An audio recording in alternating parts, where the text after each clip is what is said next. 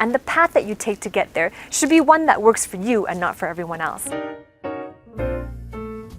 Hi, and thank you for joining me. My name is Grace, and I'm host of the Career Revisionist podcast and founder of Mastery Insights, where I help people to achieve more success and growth in their careers and expand that into living a life of fulfillment and inspiration.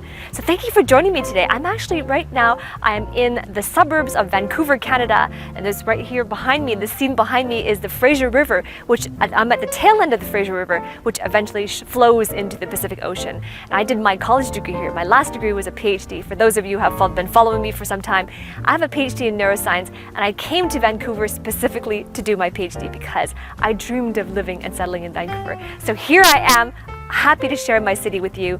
And today, very appropriately, I want to share with you a question. One question that I get asked quite often as a career coach and as a counselor. People ask me, well, how do I know that college is right for me? How do I know that I need to go to college to get to that next career level? How do I know that whether or not I need to go back to college in order to do what I want to do in my career, in order to get the growth that I want? So that's the question I want to ask, I want to answer for you today. And for you, I want to also give you 5 questions to consider if you are thinking about whether or not college is the right choice for you.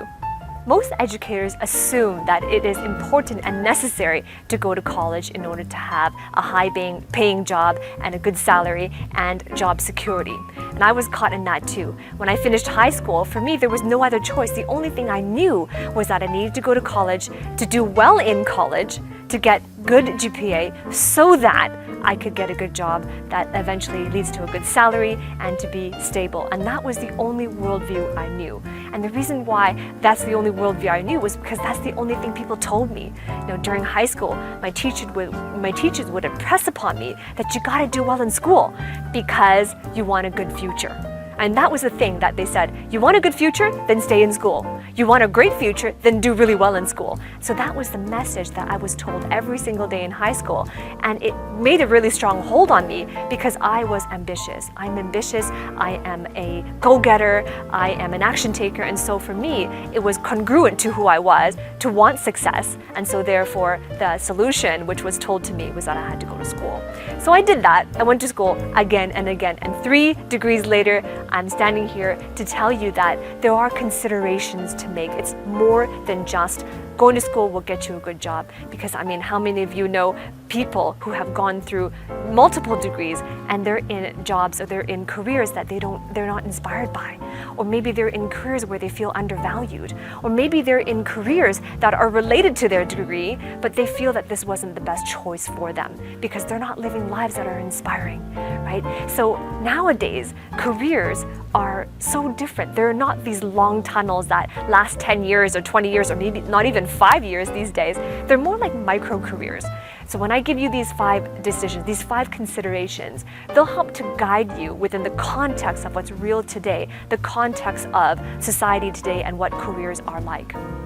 The first consideration is, what are my goals? Think about what are the things that you want in your professional future? What are the things that you want for yourself in your life that are going to be fueled by the career that you build? If it is, for example, that you want a profession, and when I say profession, I mean things like doctor, a lawyer, those are high income professions. If that is what you want, and that's truly what you want, not someone else telling you that's what you should do, if that's truly what you want and those are your professional goals, then those professions are things where you do need a college degree. Like you can't become a doctor, you can't become a lawyer, and you can't become an accountant without some formal education. And so that is just a requirement. So that's one consideration. If your goals lend themselves to a necessity, a real necessity, not a perceived necessity, a real necessity for a college education, a degree, some accreditation, or a certificate optimized education, then college is right for you. But there are most cases, the goals that you want in your career, the goals that you want in your future, don't necessarily lend them towards a certificate optimized education. For example, if you wanted to become successful in retail management, if you wanted to become successful in that industry, it doesn't require a degree, it doesn't require accreditation. That's one of those degrees where your work experience can trump that, right? So think about very clearly for yourself what it is that you want. I'll give you an example. When I was 8 years old, I was involved in a car accident, and my mom passed away because she was driving, she was in the driver's seat, and it was a head-on collision, and I learned that it was a brain trauma, that she was in a coma and she didn't wake from the coma. And so that really seeded my interest in helping other brain injured people. So when I grew up, it planted the seed, and then so as I grew older and I had more, and it came to the point where I was making decisions on my career, I wanted to help brain injured people, and I wanted to become a doctor. So that required a college education. It required a very specific type of education, and I sought that education out. So make the best decision for yourself. What are your goals now? And make that decision from a non-judgment zone. It doesn't mean you have to be right, because I'm not currently working right now with brain injured people, and my work doesn't help that audience of brain injured people per se, but at the time it was the right decision for me.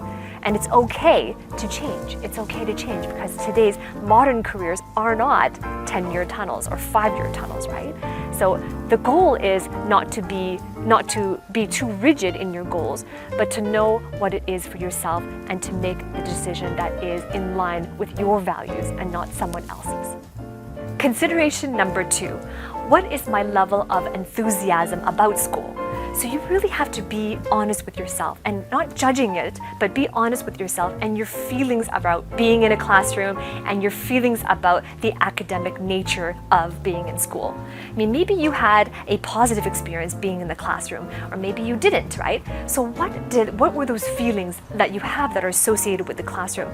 Is this something that you are okay with living with for the next 2 to 4 years? Because college is such a heavy investment in your time, in your energy, your wakefulness, and also in money as well. So you want to make sure that this is in line with your level of enthusiasm, because if it's something you're not going to be enthusiastic about, then chances are you won't perform as well as you need to get the accreditation, right? So think about, when you are enthusiastic about something, how does that feel? And are you experiencing the same level of enthusiasm, the same quality of enthusiasm when you are in the classroom setting? Maybe you have experienced the classroom setting before. Think back to those times. Or maybe it's been such a long time. So try to imagine for yourself, if you were to spend 2 to 4 years in that culture, that academic culture, what would it be like? And is this something that you can live with? Consideration number 3, is my learning style compatible with academia? So do you prefer to learn alone by yourself, or do you prefer to learn in a classroom setting in the presence of a teacher or professor? Right? So this is really important consideration, because you want to know whether or not you have the skills that will help you to be successful, and the skills that are compatible with being successful in academia. So these include things like reading, writing, analysis, data analysis, collecting data, solving problems, note-taking. Things like that are skills that are compatible with academia.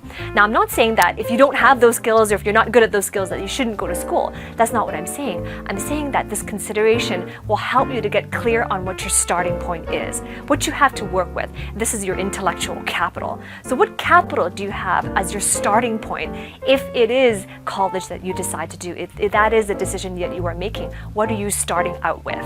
And that starting point, getting clear in that starting point, will help you to be able to know what you need to do to get to that level.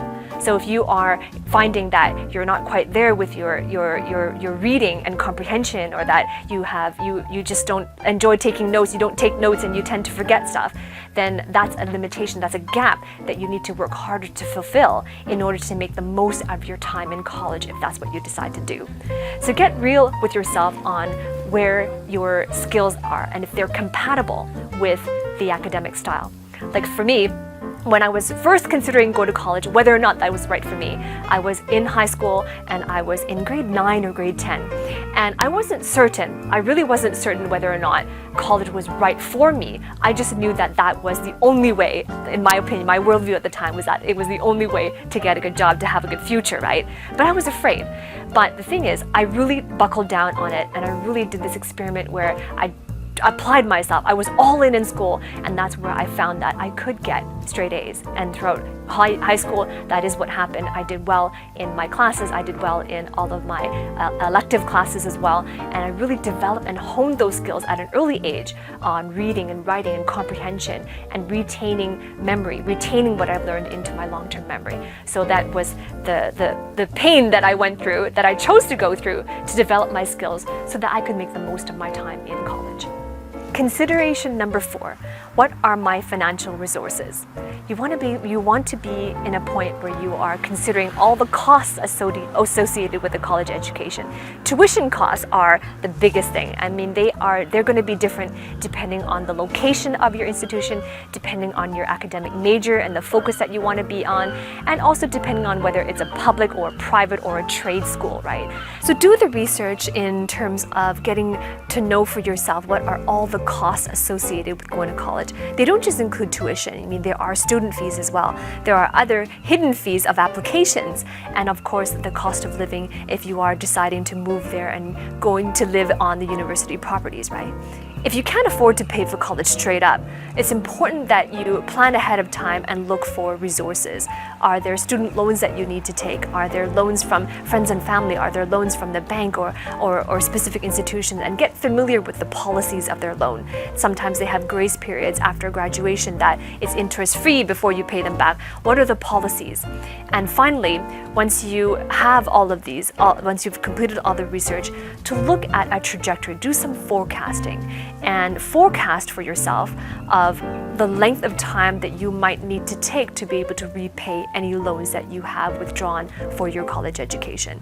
Right? So for me, when I went to college, first for both of my bachelor's degree and my master's degree, I couldn't afford for college because I didn't have parents who were paying for my college education. I didn't have anyone who was paying for me. So I had to do it all on my own. It was really scary. I remember feeling that I did the research, and I learned at that time how much it would cost each year for my tuition. And it was really scary because in my master's degree, I went abroad to the UK and I'm paying international student fees. And I remember one year costing upwards of 30,000 Canadian for 1 year. And it just seemed impossible, but I knew that was what I really wanted to do. And I felt that it was the right choice for me at the time after having considered all those other questions, right?